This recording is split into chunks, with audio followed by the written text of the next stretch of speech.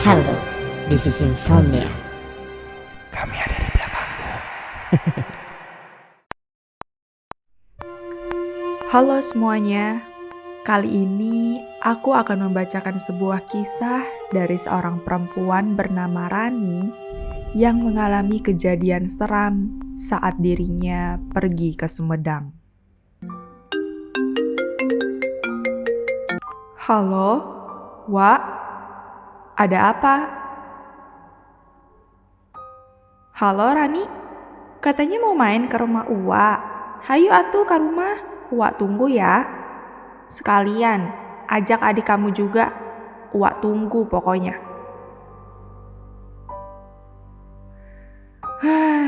Begitulah kalau punya Uwa yang sayang banget sama keponakannya. Setiap bulan, aku selalu diajak main ke rumahnya yang ada di Sumedang. Biasanya yang datang cuman aku sama adek aja. Ibu dan ayah lebih suka diam di rumah. Mungkin karena mereka juga udah bosen kali ya main ke rumah Wak terus. Rumahku ada di kota Bandung, dan sekarang aku kerja sebagai admin di perusahaan swasta. Sedangkan adik laki-lakiku bernama Eka sedang menempuh studi semester 6. Aku dan Eka sudah merencanakan pergi ke rumah Uwa saat Sabtu besok menggunakan mobil pribadi.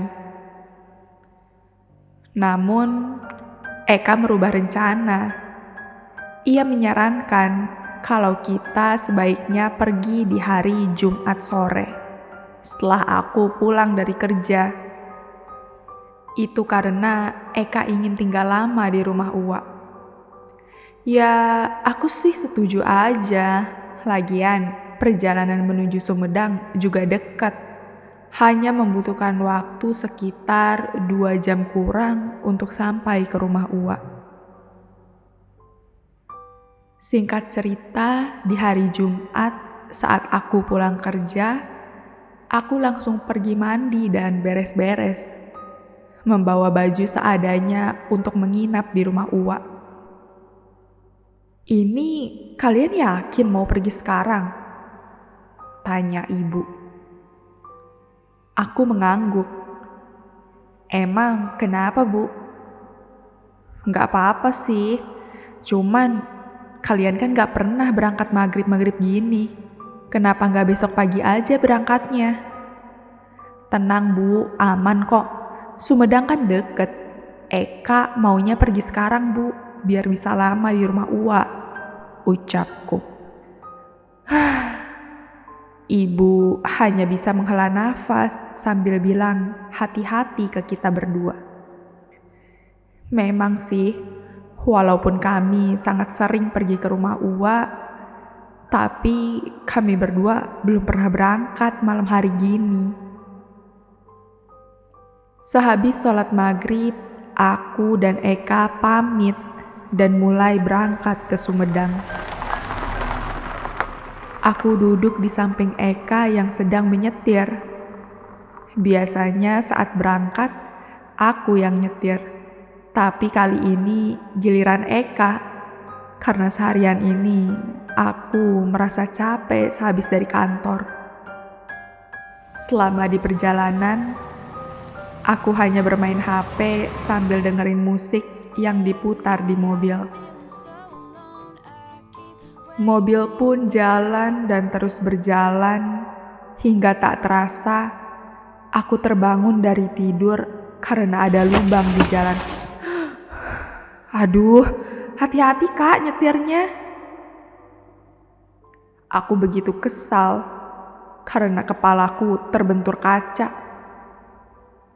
Saat aku lihat ke HP, waktu sudah pukul 7:30 malam. Perjalanan sudah memakan waktu 1 jam lebih. Gak kerasa banget udah jam segini. Lama juga ya aku tidurnya. Suara apaan tuh Kak? Iya Teh, kayak ada yang jatuh di atas. Coba ya, mobilnya ini aku pinggirin dulu. Mau lihat ada apaan, ucap Eka. Ia kemudian meminggirkan mobilnya. Aku melihat ke sekitar jalan. Jalannya nampak sepi. Kiri mobil terlihat seperti jurang yang gelap.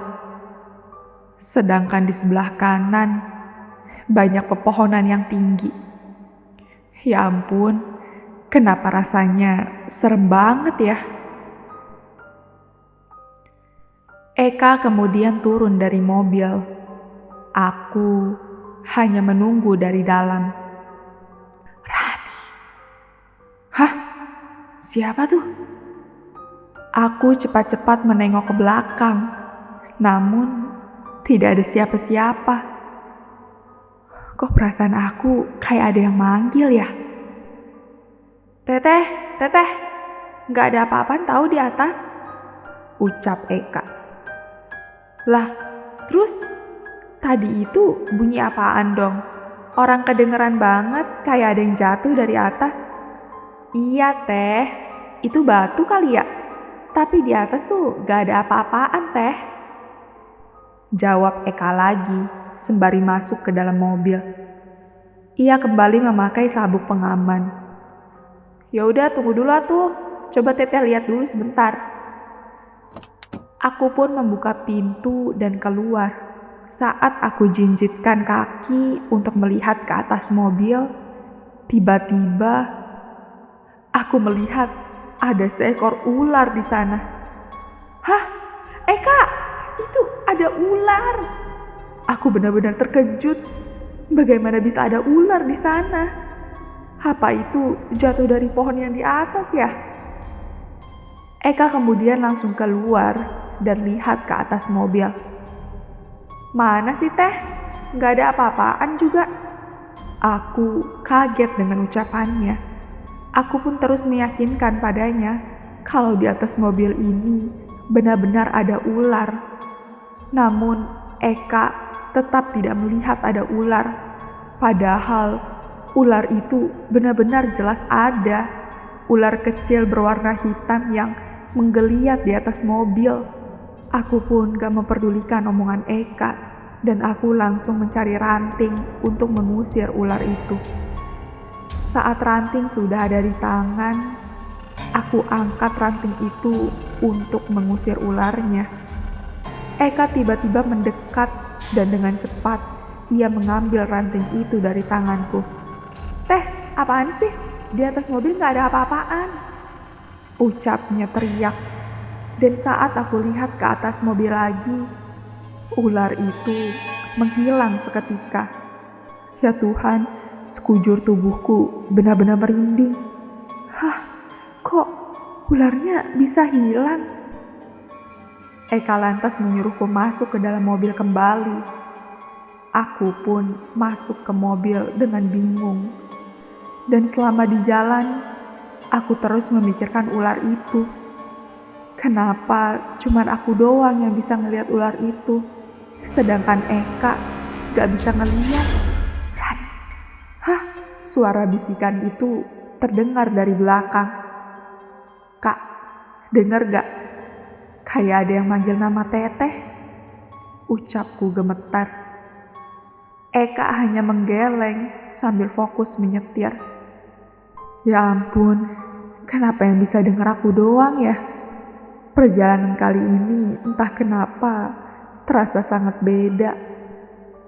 Mobil pun terus melaju hingga tiba-tiba Eka sontak ngerem mendadak hingga ban belakang mengepot. Jantungku berdegup sangat cepat. Gila tuh ya tronton, teriak Eka. Ia terlihat pucat. Ya ampun kak, untung aja kita gak kenapa-napa. Saat mobil kami berhenti, tiba-tiba ada seorang bapak-bapak yang mengetuk kaca mobil samping. Aku lantas membuka kaca mobil. Ada apa, Ak? Kok berhenti mendadak gini? Tanya bapak itu. Raut wajah bapak itu terlihat cemas. Eka lantas menjelaskan kalau tadi ada tronton hijau yang tiba-tiba nyalip dengan cepat. Mendengar jawaban Eka, bapak itu terdiam sejenak. Hah? Tronton hijau? Bapak perasaan dari tadi ngeliat dari warung nggak ada tronton hijau yang lewat. Makanya bapak ngerasa aneh ngeliat mobil kamu tiba-tiba berhenti mendadak gini. Padahal kan jalan raya lenggang. Aku dan Eka sangat kaget mendengarnya. Mobil kami memang berhenti tepat di depan warung bapak itu. Eka lantas menjelaskan lagi kalau dia rem mendadak karena ada tronton hijau yang nyalip dari belakang. Dengan raut wajah yang ketakutan, bapak itu terdiam sejenak.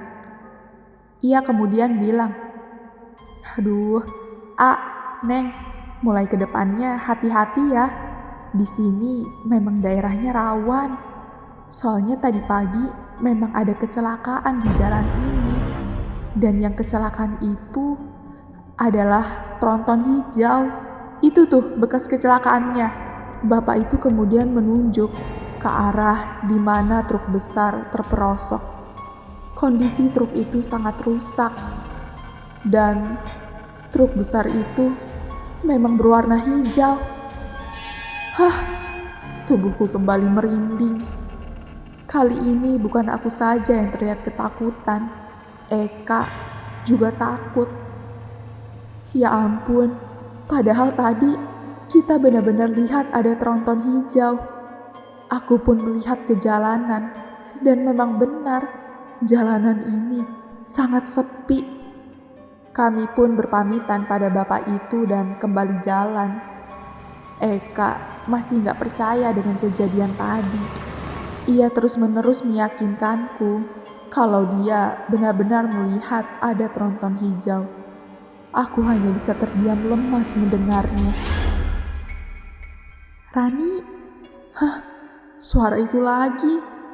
Kali ini aku mendengar suaranya lebih jelas. Rani, di sini. Dan saat aku lihat ke kursi belakang, tiba-tiba aku melihat ada seorang wanita pucat berparas cantik. Ia duduk di tengah. Bajunya berwarna merah dan rambutnya sangat panjang. Ia tersenyum padaku dan bilang, "Rani, saya mau ikut kamu." Eka, itu di belakang, ada cewek itu di belakang. Dengan ketakutan, Eka lihat ke belakang. Gak ada siapa-siapa teh. Apaan sih teh? Aku jadi takut tahu. Aku pun melihat ke belakang kembali, dan ternyata di sana tidak ada siapa-siapa. Selama di jalan, aku pun terus menundukkan kepalaku dan tidak ngomong apa-apa. Hingga akhirnya kami berdua sampai di rumah Uwa. Saat di rumah Uwa, aku dan Eka menceritakan semua kejadian yang kami lihat di jalan. Mengenai ular yang jatuh, truk yang tiba-tiba datang, hingga seorang perempuan yang ada di dalam mobil. Uwa terkejut mendengar cerita kami. Ia bilang bahwa jalanan yang kami lewati itu sudah terkenal dengan kisah mistisnya. Konon, banyak orang yang meninggal saat jalan itu dibuat. Dari kejadian ini, aku dan Eka kapok berpergian malam hari lagi. Gimana penonton untuk konten kali ini? Menurut kalian cerita ini nyata atau tidak?